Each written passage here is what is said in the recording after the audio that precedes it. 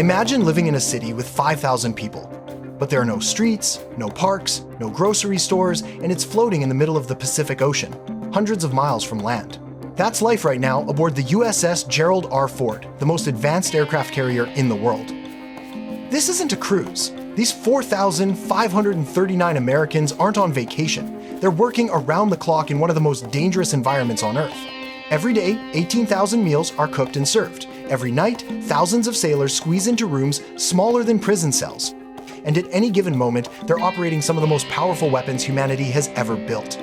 The Gerald R. Ford isn't just a ship, it's a nuclear-powered floating fortress, a city at sea with a population bigger than thousands of American towns. And here's the thing, it's not alone.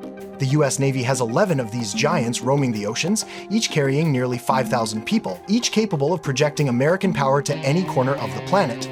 For decades, the legendary Nimitz-class carriers like the USS Abraham Lincoln, USS George Washington, and USS Ronald Reagan have been the backbone of American naval dominance.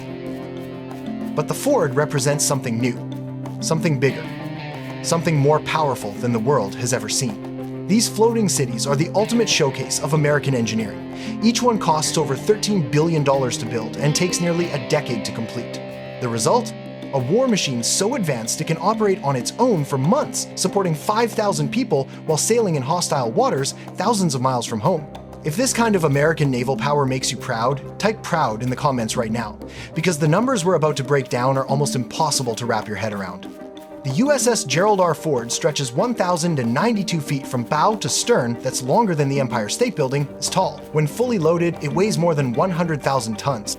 And here's the part that blows everyone's mind. This ship can sail for 90 straight days without ever touching land. 90 days, 5,000 men and women, in the middle of the ocean.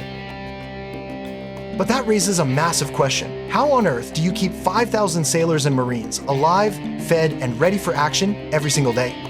The answer is staggering. The ship's galleys never close. 24 hours a day, 7 days a week, they're cooking and serving more than 18,000 meals every single day. That's not a typo. 18,000 meals. Your local McDonald's might serve a few hundred customers on a busy day. This ship is cranking out fresh, hot food for thousands of people every few hours, all while the deck is rocking in ocean swells, sometimes right in the middle of combat operations. And the food storage? It's like something out of a sci-fi movie. Aircraft carriers stockpile enough provisions to keep a small city alive for months. We're talking thousands of tons of frozen meat, crates of fresh vegetables, mountains of dry goods, and more dairy than a supermarket chain. Deep inside the ship are refrigerated storage areas the size of warehouses, massive cold rooms, stacked floor to ceiling with supplies.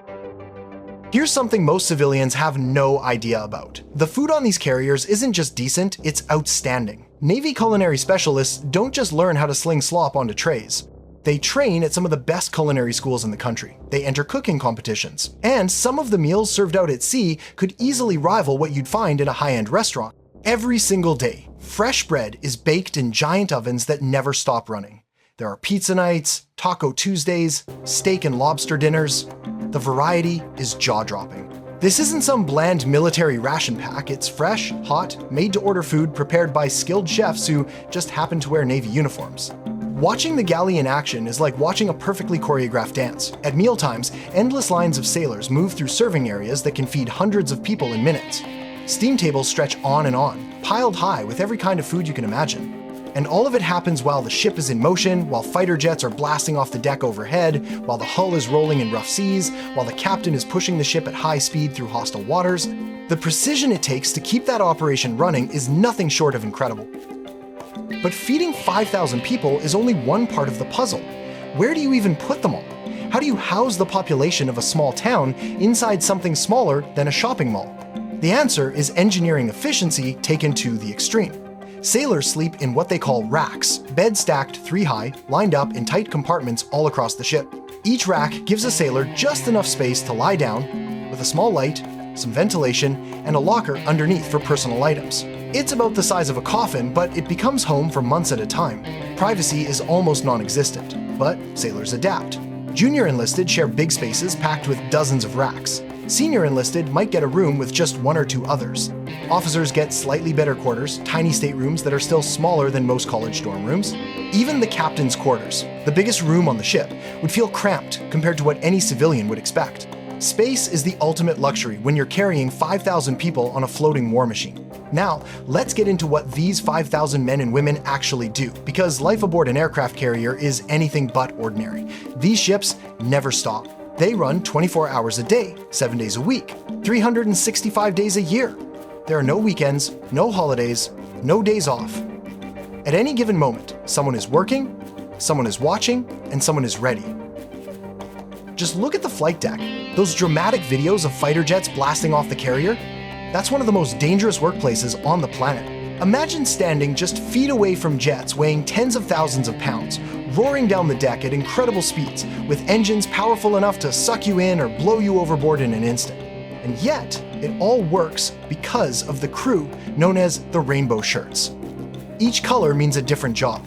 Yellow shirts direct aircraft movement, blue shirts handle chains and wheel chocks, red shirts work with weapons and explosives, purple shirts handle fuel, green shirts maintain the catapults and arresting gear, the systems that launch and stop jets. Most of these crew members are barely out of high school. Young Americans trusted with equipment worth more than they'll earn in a lifetime. A single FA-18 Super Hornet costs about $70 million. One mistake, just one, can cost lives and destroy millions of dollars worth of hardware. And yet, flight ops run with breathtaking precision. During intense operations, aircraft are taking off and landing every couple of minutes. The coordination is unlike anything else on Earth. But the action doesn't stop at the flight deck. Deep inside the ship are the beating hearts of these floating cities, the nuclear reactors. On a Nimitz-class carrier, 2 massive A4W reactors generate enough power to light up a city of 100,000 people. The sailors who run them are some of the most highly trained individuals in the Navy nuclear specialists, who go through nearly 2 years of grueling schooling before they're ever trusted with the controls.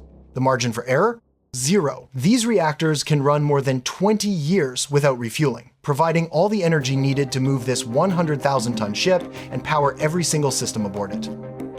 Every light, every computer, every radar and weapon system, every pump, every galley oven, every life support system, all of it runs off that nuclear power buried deep in the hull. And that power even creates something else vital: water. You can't bring enough bottled water for 5,000 people stuck at sea for months, so carriers make their own. Nuclear-powered desalination plants pull in seawater and turn it into more than 400,000 gallons of pure, drinkable water every single day. That's enough for the entire crew to drink, cook, shower, wash clothes, and keep the ship running. And here's the kicker: the water produced on an aircraft carrier is actually cleaner than what most Americans drink at home. Constantly filtered, treated, and tested to perfection. Managing waste on a floating city with 5,000 people is no small task. Nothing can just be tossed overboard. Everything has to be processed right there on the ship. Food scraps are ground up and released safely into the ocean. Human waste runs through advanced sewage treatment plants built into the vessel. Trash is sorted, shredded, compacted, or burned in onboard incinerators. For months at sea, the ship has to be entirely self-sufficient, recycling and managing everything within its steel walls. Evacuations by helicopter are possible when the carrier is near land. But when it's out in the middle of the Pacific, far from the nearest port, the medical team has to be ready for anything. Then there's communication. Decades ago, sailors might spend months at sea with just a letter or a brief phone call home. Today, thanks to advanced satellite systems, crew members can send emails, video chat, even stream movies or take online college classes while deployed. It's not the same as being home, but it keeps morale alive. For mental health, it's a lifeline. But life at sea isn't always calm. The ocean can turn hostile in an instant. 30-foot waves, driving rain, hurricane-force winds, conditions that would send smaller vessels racing for safety. An aircraft carrier? It plows through. Its massive weight and hull design keep it stable while the storm rages on. Flight operations might be suspended in the worst weather, but the ship itself never stops. The crew keeps working, eating, and sleeping like they're tied to a dock, even as the sea explodes around them. Behind the scenes, navigation and seamanship are constant. On the bridge, officers and watchstanders monitor weather, other ships, and potential threats 24/7. They're responsible for safely guiding a 100,000-ton vessel and the 5,000 souls aboard it through some of the busiest and most dangerous waters on the planet. Maintenance never ends. Every system on the ship, engines, electronics, weapons, life support, has to work perfectly all the time. There's no pulling over if something breaks in the middle of the ocean. Teams of specialists perform non-stop inspections and repairs to keep the carrier running like clockwork. And the crew never stops training. Fire drills, damage control, emergency response, every sailor has a role, and every role can mean the difference between life and death. These drills are constant, realistic, and mandatory. When disaster strikes, hesitation can cost the ship. That's why everyone trains until their responses are automatic. Living with 5,000 people in such close quarters also creates its own culture. Sailors develop traditions, routines, and ways to handle the stress of long deployments. Chaplains lead religious services for multiple faiths. The ship's library offers books and movies, a quiet retreat from the noise. Fitness centers let the crew blow off steam and stay strong. Over time, the carrier becomes more than a warship. It becomes a community. Entertainment on a floating city takes many forms. Movie nights in the hangar bay, talent shows where sailors step up to the mic, even sports tournaments between departments. And then there are the steel beach picnics. When the seas are calm, the crew fires up grills right on the flight deck, eating burgers and hot dogs surrounded by nothing but endless ocean. What makes it even more remarkable is the diversity of the people aboard. Every state in America is represented. Small-town kids from Kansas work side by side with New Yorkers and Californians. College graduates share space with high school dropouts who found purpose in the Navy. On the flight deck, none of that matters. What unites them is the shared struggle of living and working in one of the toughest environments on Earth. And the friendships built here, they last a lifetime. Career advancement doesn't stop at sea. Sailors still take exams, earn qualifications, and chase promotions. Leadership training never ends. A 20-year-old might be supervising a team, managing million-dollar systems, and making split-second decisions that could change the outcome of a mission. The level of responsibility given to young Americans aboard these carriers would shock most civilian employers. And the technology? It's evolving fast. The USS Gerald R. Ford, the Navy's newest carrier, uses cutting-edge electromagnetic catapults to launch jets instead of old steam system. Its advanced radars can track hundreds of targets at once. Computer networks connect every workstation, every department, creating one massive digital nervous system. But even with all that tech, the human factor, the sailors themselves, remains the most important part of the ship. These floating cities only succeed because of the dedication, discipline, and teamwork of 5,000 Americans working toward a common goal. The economic footprint is enormous too. A single deployment supports not just the crew, but thousands of family members back home, supply ships, port services, and countless contractors. Strategically, the value of carriers is unmatched. They can show up anywhere on Earth, project American air power, deliver humanitarian aid, or simply fly the flag in places where no land bases exist. And as the world changes, so does the Navy. Newer carriers are cleaner, more efficient, with advanced waste management systems to protect the very oceans they sail across. The future of carriers points to even greater advances in technology, but the mission remains the same: to project American strength, protect American interests, and safeguard freedom across the globe. And that mission depends on the men and women aboard. Every meal served, every aircraft launched, every system maintained is proof of what Americans can do when they work together. These ships are not just steel and power. They're floating proof of American ingenuity, resilience, and determination.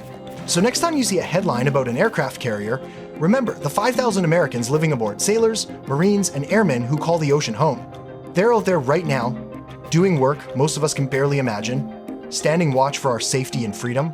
These aren't just ships. They are America's floating cities, and they are a living testament to what our nation can accomplish when it refuses to back down. It refuses to back down.